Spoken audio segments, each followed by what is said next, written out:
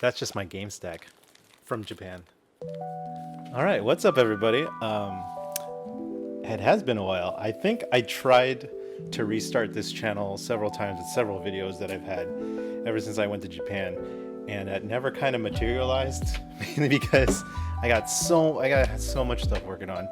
The last time I posted a real serious video, I was actually doing a room review of my old house and that garage.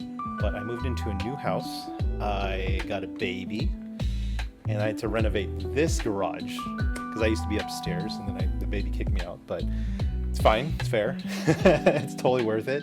But now I'm trying to restart this whole situation over again, and I think I got it to the point where I'm very confident in my audio and my presenting abilities again. It's been a minute, man, and I'm super jealous of people that were having like a pretty stable content production, and mine just fell off a cliff. I knew it was going to happen, but in order to get to where I'm at now, things had to change. Things always change, and we're on the eve of change, which is great. But I wanted to go through my pickups that I got in Japan this last time, and I should have done that last 2 times I went to Japan, but I did get a lot of fun stuff that I want to share with you guys, and because I just want to get into a creative headspace again. Like, I stopped for the longest time. I was doing work in, work out, baby stuff, trying to stay healthy for the baby, eating healthy, saving as much money as I can for the baby to afford one, and it's just a lot of life adjustments, and that's just what happens when you turn 41 years old. I'm a ripe age of 41, even though you guys tell me I'm lying. But I'm definitely 41. Anyway, so let's get through my pickups. I do have video game pickups. I have nerd pickups from theme parks such as Ghibli and Sanrio Pearlland, and just a mix of other stuff. I'm also a big Evangelion nerd, if you haven't already known me for too long. Evangelion is my favorite anime of all time, and when you go to Japan, it's everywhere, and I'm basically in heaven, and I just love it. So anyway, without further ado, let's get into the pickups, okay? So yeah, we'll start with this one's on the table right here. So the sequel to this game came out in the Capcom Collection Volume 2 like a month ago, but they didn't release the first Rival Schools. So this one is the PS1 release of it, only came on PS1. And if you don't know what this is, it's a really cool fighting game made by Capcom. It's about rival schools. Go figure.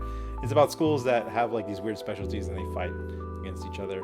The Dreamcast one was the first game that I played in the series, and I love that one so much I downloaded an emulator for PlayStation, and I started playing that one.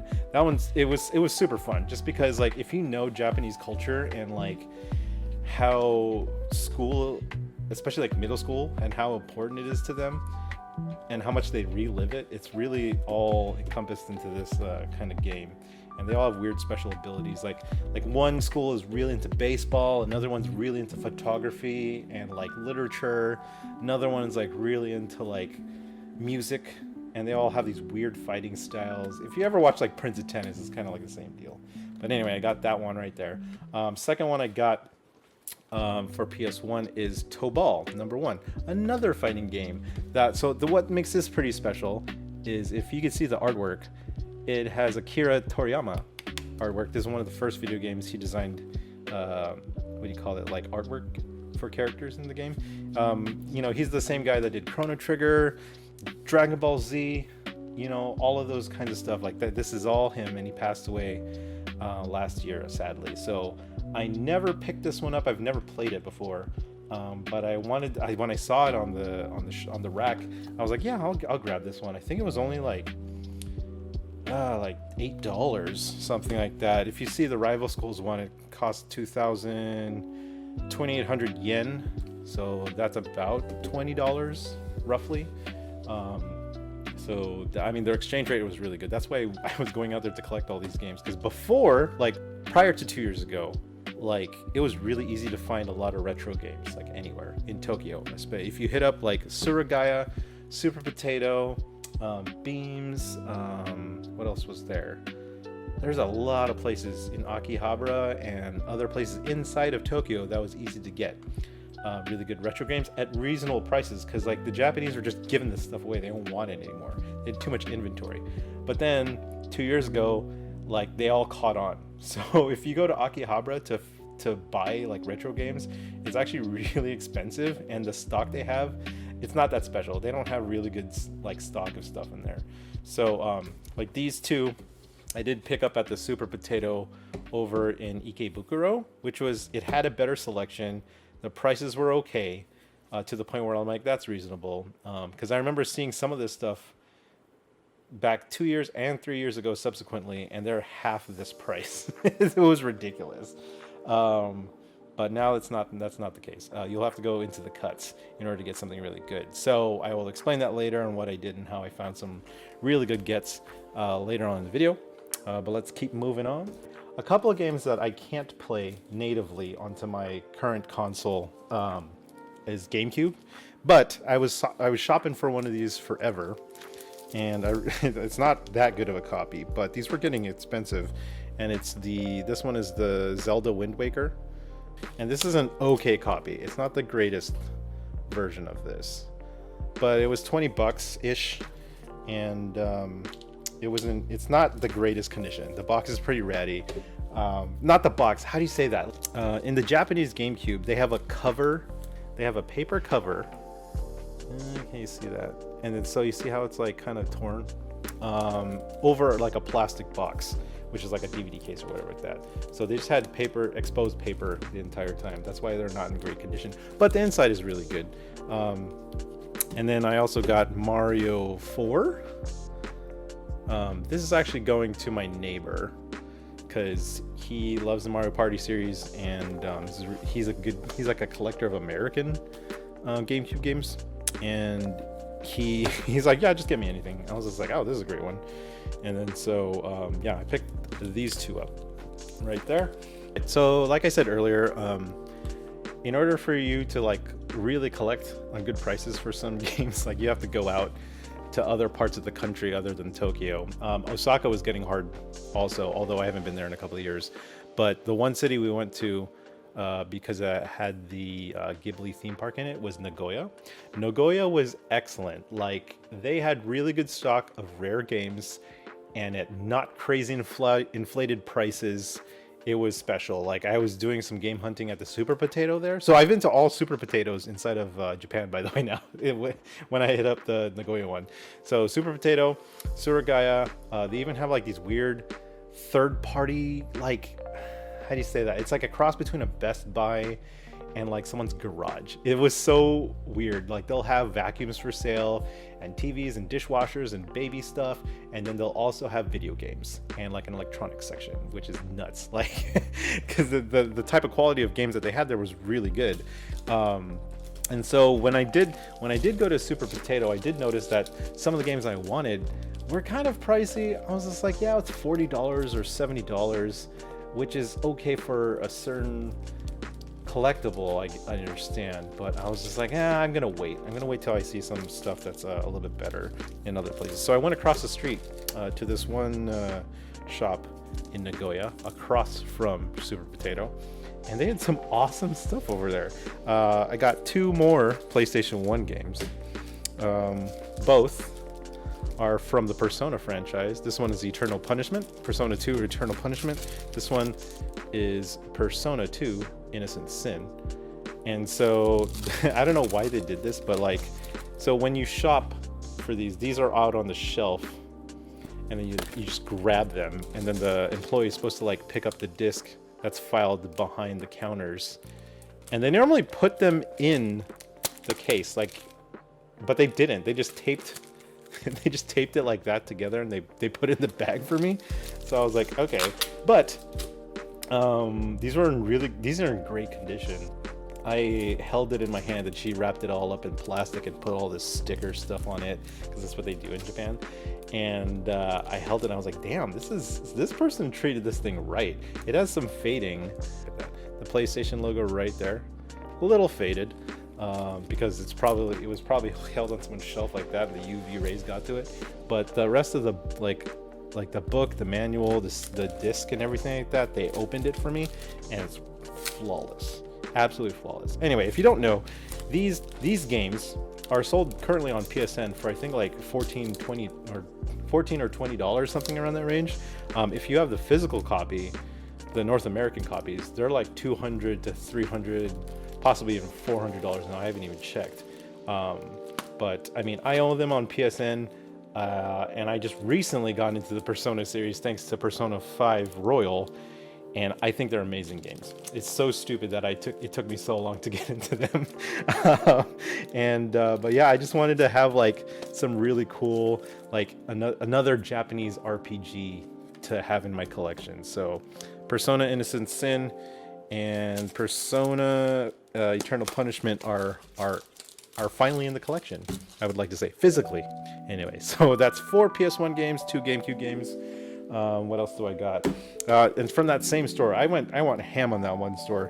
I also got this PSP copy of Bleach. I heard you don't need to know a lot of Japanese in order to do this one, to play this one.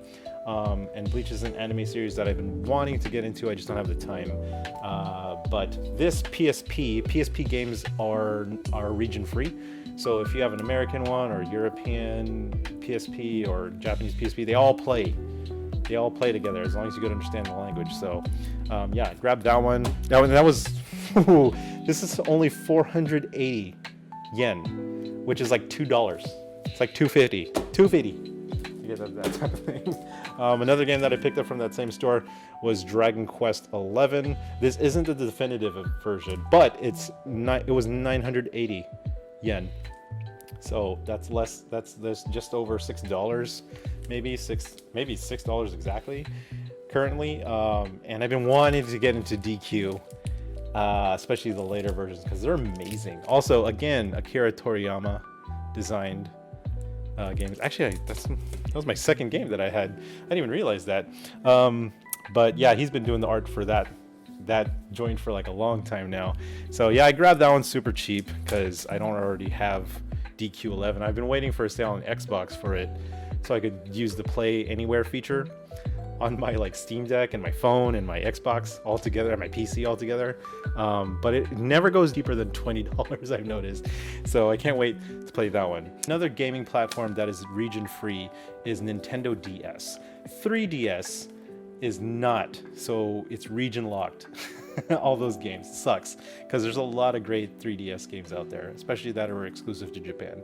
But there was only one game that I really wanted in the international DS library, and it's Metroid Pinball that I could find for cheap in Japan. And the last time I was there, I didn't pull the trigger because it was an incomplete copy. And I freaking should have, because I'm like, man, now I can't find any of those around. And I really tried. But I did find this really cool game that I didn't even know was on the Nintendo DS. I thought the only game existed for this franchise was on the Xbox 360. And it is Blue Dragon. So there was a Blue Dragon DS game. And this one was kind of pricey. As you can see, it's 6,500 yen, and so that's like, I don't know, $50 or something like that for an old DS game. But look, it's Akira Toriyama again, and this is another series he's graced his beautiful artwork with, and that's probably why this is more expensive, because it's Akira Toriyama, it's original IP, and they probably didn't make a lot of these. They probably, it's because it's like the DS had some RPGs, but not some crazy ones like they had Final Fantasy games, but not like mainline ones. So it was probably really cool to have a Blue Dragon type of game on their system. It also has his character. Can you see that? Right. Oh God, can you see that? Right there. That's him. That's him right there. Man, rest in peace, that guy. He was a big deal. Anyway, so yeah, got Blue Dragon, and let's see here. I went to a department store, and department stores in Japan, when they sell department store electronics, it's like a Best Buy. They only have like new releases. So the latest gaming platforms like PlayStation 5, Nintendo Switch, and Switch 2 now. And I mean, Xbox is there, but it's not really It's not really a presence. But they are selling. But this one place was selling this one game that I missed out on sale from. I think it was on Limited Run or Play Asia, one of them. And I was like, oh, this is pretty cheap, and I was looking for this one. It's Slave Zero X, and this I think was selling for around $40, maybe $30-$40. I was able to grab it for about I think it was like 17 bucks, and it's brand new. So I was like, cool, I'll just add this to the collection. What's really neat about Nintendo Switch is that it is region free, like the PlayStation 4 and Xbox. What like put me over the top the last time when I bought games for the Nintendo Switch over there was like I bought an international game, or a Japanese game called Metal Dogs, and they have it on the eShop. But I wanted a physical copy of it because it's so stupid. It's about like dogs that have like missiles and guns on top of them, and I wanted a physical copy because it's so ridiculous to see. Oh, hold on, let me grab it real quick. Actually, Metal Dogs is a super Japanese looking game. Like, look at that thing, published by Kadokawa, and it is so stupid fun. It's so dumb because it's just like, look at all this stuff. It's so cute and dumb. I don't know. It's like Nintendogs but with war. Or it's like Nintendogs and like World of Tanks. Think about it like that, kind of like that. Anyway, so I wanted a physical copy of it, got it. When I put it into my Nintendo Switch, it automatically switched over to the English language for everything. So I was like, I'm down for that. Heck yeah. So same thing happens with Slave Zero X and a bunch of other games I got. I think like Super Mario RPG, Super Mario Wonder does that. The reason why I bring it up is because don't worry if you want to buy Switch games over in Japan. Just be careful on which ones are multi-language and which aren't. Kind of do your research a little bit beforehand. But majority of the time, first-party games from Nintendo, they'll have English available for their system. And then so let's get that out of there. So yeah, don't worry. It's not as questionable as some of these other games. But oh yeah, anyway, if you don't know what Slave Zero X is, it's just a shooter game anyway. So it doesn't really, you don't need to know a lot of the language in order to understand it. Like something like this RPG, like Blue Dragon, that's harder because it's an RPG, and you have to, you know, RPGs are story driven, so you have to figure that out. I didn't get any Dreamcast games at anywhere. I couldn't find any ones that I really wanted. But one cool thing that I found at the Super Potato was this brand new, unopened 2001 Winter New Century VMU for the Dreamcast. It's like a see-through VMU. And like, I don't know, I thought that was really cool. And it's 2,500 yen. And that's like under $20, but I thought that was really cool to have. I don't think I'll ever open this thing. I think it's really neat. A really cool platform to collect for. That is also well, it's not technically region free, but it's easy to mod your system for in order to play these games, is the N64. Now, I love the N64. I chose that console over PlayStation 1 at the time because I grew up as a Nintendo/Genesis kid, and I just love the games that were coming out for the N64, GoldenEye being one of them. However, that being said, the controller is horrendous. And what do you call it? Like, and the graphics, not the greatest, especially like when you look back at it, like 12 frames per second was like super normal on that platform. Our child brains just like filled in the rest of the frames, and we didn't care about that kind of stuff back in the day. So going back and playing them is really tough. That's why I actually did not, in my collection, I don't collect a lot of N64 games. And then so, but now recently, I've kind of how do you say, I collected all I wanted from a lot of other systems, so now I'm just like looking for other places to go to. So N64 is a natural fit. And not only that, Japanese games fit in the American N64s. You just have to physically take out these two-pronged parts outside of the N64. Like in the American N64, there's something that prevents these carts from being loaded into the system. So all you have to do is unscrew like the shell of your system and take that little physical piece out, and you'll be able to play N64 games. Otherwise, like they're all compatible for that. So yeah, I started getting into like the N64 library to see like what I wanted. The main one that I wanted was the Nintendo 64 Neon Genesis Evangelion game, and that went up in price 2 years ago. It was $70, and I thought that was too expensive at the time. Now it's almost $200. So I should have bought it, because like Eva is like my favorite anime of all time, and I don't know, regret. I did find it a couple times at, you know, in Super Potato and in Japan, in Nagoya, but like I was like, I can't spend $200 right now on just a single game, because I'd be missing out on all these other games, like all this stuff right here. So I don't know, I couldn't do it. Maybe I'll go into eBay and then I'll do like a buy it now kind of thing. But for the time being, I found some really cool N64 stuff. And when I mean I wanted to mostly collect complete in-box versions of the games, I tried to do that as much as possible, with the exception of this one game, because I just wanted to play it.